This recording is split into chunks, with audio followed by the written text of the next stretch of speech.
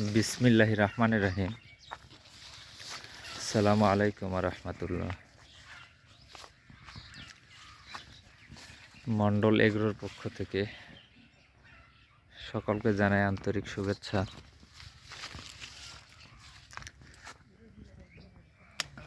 আশা করি সকলে ভালো আছেন।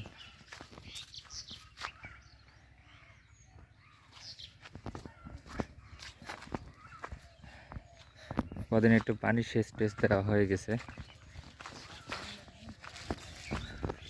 মাটিটা যেন খরে না যায়, এই জন্য মোটামুটি বাগানটা একটু ভিজে রাখা।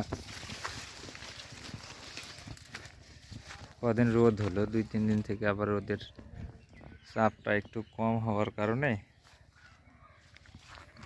পানি অতটা খাই নাই মাটি আর কি।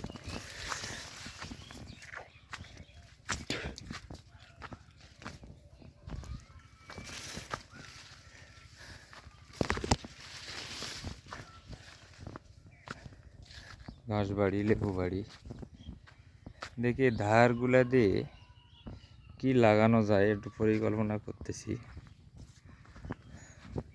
এই ঘাস বাড়িগুলো উঠে দিয়ে বা ভিতর দিয়ে আপাতত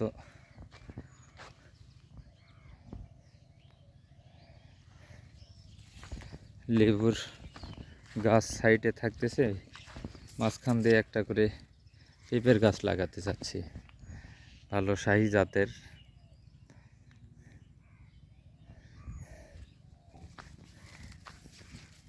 তো দেখা যাক আল্লাহ পাক কী করে। তার আগে বাগানের পেয়ারার গাছের গোড়াগুলোতে জৈব সার দিতে হবে, 2-3 ডালি করে গোবর, খাওয়া গোবরটা আপনারা একটু দেওয়ার চেষ্টা করবেন যদি কেউ দিয়ে থাকেন।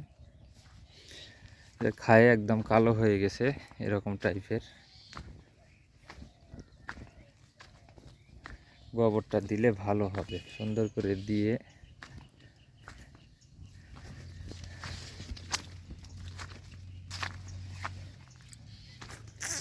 কোদাল দিয়ে সুন্দর করে মাটিগুলোকে আলগা করে দিয়ে একটু পানি সেচ দেওয়া। তারপরে কচুরি পানাগুলো আছে ওগুলা দিয়ে গোড়াগুলাকে ঢেকে দেওয়া হবে।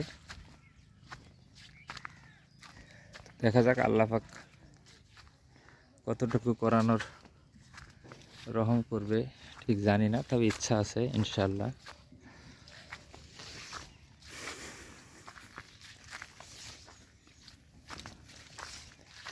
আর কয়েকদিন পর ধানগুলা কাটলে বেড়ার উপরে প্রেশার পড়ে যাবে, ততদিনে লেবুর গাছগুলো কত বড় হবে জানি না।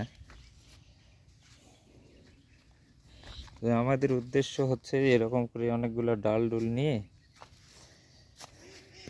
এগুলোকে টেনে 2 ধার দিয়ে বাঁশ ফেলে দিয়ে এই পিলারগুলোর সাথে বেঁধে দেওয়ার ধারের।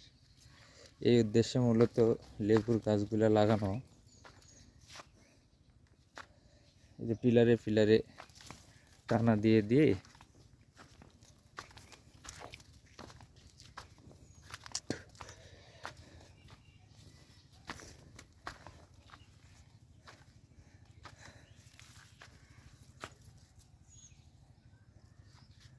তো এই হচ্ছে বর্তমানের অবস্থা। ভিতরে ভিতরে 2-1টা করে পেয়ারা খাওয়ার মতো দেখা যাচ্ছে।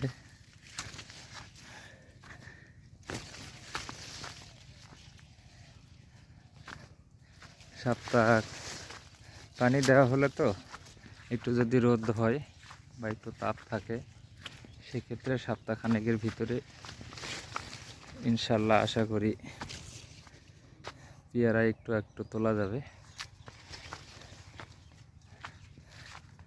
তো এই হচ্ছে অবস্থা। সকলে ভালো থাকবেন।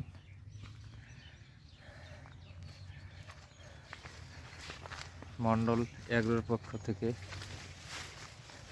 সকলের সুস্বাস্থ্য ও দীর্ঘায়ু কামনা করে শেষ করলাম। আসসালামু আলাইকুম রহমতুল্লাহ।